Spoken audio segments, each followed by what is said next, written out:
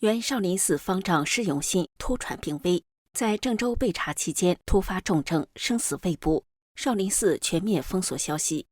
同一时间，北戴河暗潮汹涌，习近平本人据传并未现身，他究竟身在何处？而他一手扶上来的跟班总理李强，会是习最终挑选的接班人吗？你好，这里是大时局要闻透视，我是王真。YouTuber 粤歌南方浪8月4号引述消息披露，释永信在郑州接受调查期间，7月30号前后突发心脑血管疾病，有说是心梗，也有的说是脑梗，目前生死不明，不知道他还能不能活着走出危机，或者是活着走进牢房。粤歌表示，因为事情敏感，不方便透露具体的消息来源，但因为消息是来自一位资深的专业人士，因此他愿意分享出来。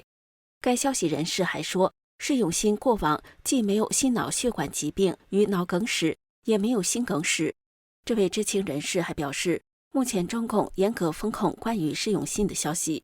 种种迹象显示，中共官方正在加速去释永信的进程，包括移除了释永信的纪念碑，用铁皮封挡住了释永信在少林寺的方丈疗房，还给他专用的房间和区域都贴上了封条。有观点认为，中共封释永信的处理可能会延伸到中国寺庙的经营问题，研究出一套不仅适用于少林寺，也可以在全国大规模推广的处理方式。中共年度北戴河会议已悄然启动。8月3号，中共中央政治局常委蔡奇现身北戴河，受习近平委托看望暑期休假中的专家学者，这是他连续第3年执行同一任务。外界普遍认为，此举标志着中共高层对北戴河时间正式开启。根据中共过往惯例，此段时间还是现任高层与退休元老交换意见的重要窗口，一些重大人事与政策讨论往往在这个非正式场合酝酿形成。不过，习近平本人是否会亲赴北戴河现场，外界看法不一。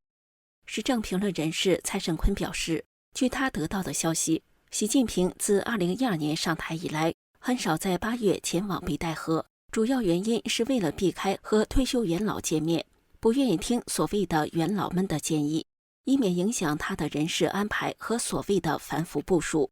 因此，外界虽有传闻指习近平在北戴河神隐，实际上老家伙们很难在那里见到他。其实，习近平不待见北戴河会议也是可以理解的。时政评论人文昭表示，北戴河这个场所被设计出来，就是为了让政治老人发挥余热的。这个场合只要有事情在讨论，那肯定就是对现任掌权者不利的。讨论的事情越重大，对正在行使权力的人也就越不利。不过，大多观点认为，习近平是会去北戴河的。例如，在2012年的北戴河会议上，他就是最大的赢家。他在那一年得到了元老们的支持，成功上位。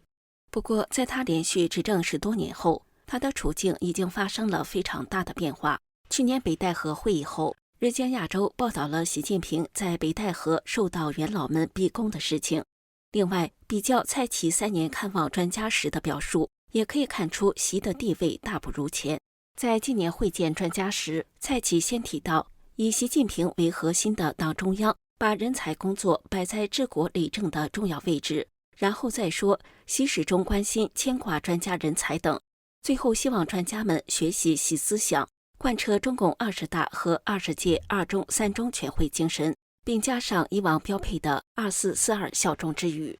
2024年，蔡奇首先提出的是习近平始终关心关爱专家人才等，然后说中共20届3中全会为中国式现代化提供了广阔舞台，最后希望专家学习习思想，贯彻中共20届3中全会精神，并加上标配的2442效忠之语。2023年，蔡奇首先说的是习近平和党中央高度重视人才工作。中共18大以来，习近平从实现民族复兴的战略高度，对人才工作作出一系列重要指示，做出深入实施新时代人才强国战略的重大部署，引领新时代人才工作取得历史性成就，发生历史性变革。最后说，当前全党正在深入开展学习习思想主题教育，希望专家做的2442，牢记习近平对广大专家人才的殷切嘱托等。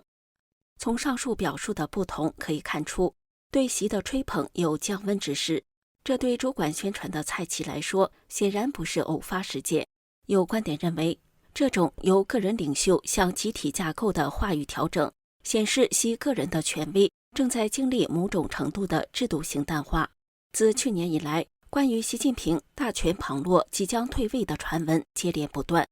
7月份中共政治局会议后，又传出了习近平将主动退位的消息。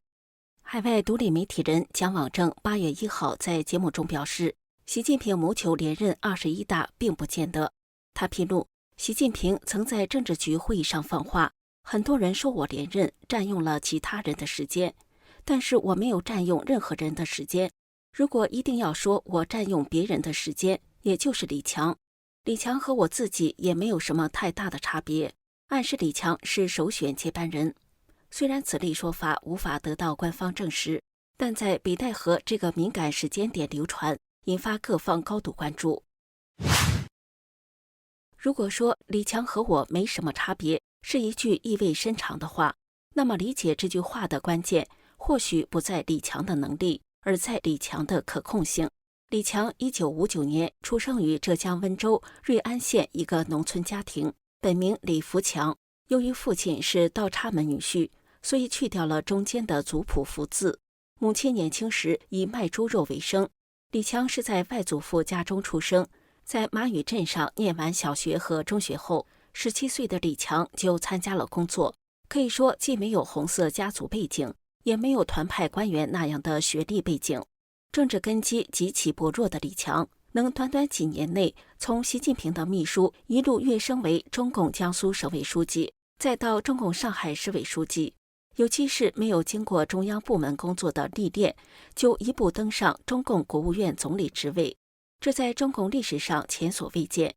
这一连串的任命轨迹背后，清晰可见的是习近平亲自部署的痕迹。特别是在2014年之后，李强几乎成了浙江新军在省级层面的代表人物，直至中共20大上取代李克强成为国务院总理。整个上位过程显然是习近平一手扶上来的。也正因如此，李强被外界视为五最总理，学习最低，权力最弱，背景最差，争议最多，理念最缺。这样的人事安排，乍看之下违反中共一贯谋求德才兼备的晋升逻辑，实则体现的是习近平对忠诚压倒一切的用人哲学。李强既无派系基础，也无个人班底，对于掌控欲极强的习近平而言，是最安全的选项。而且李强上任后长期保持低存在感，即使在政策操作层面逐步接手访讯、外交、经济等事务，也极少在官媒上凸显个人色彩。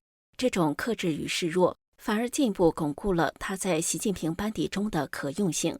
一个没有李克强式经济学派背景，没有胡春华式团派标签的空心接班人。然而正因为根基肤浅，权力来自授予，李强的政治未来更像是一场借壳行动。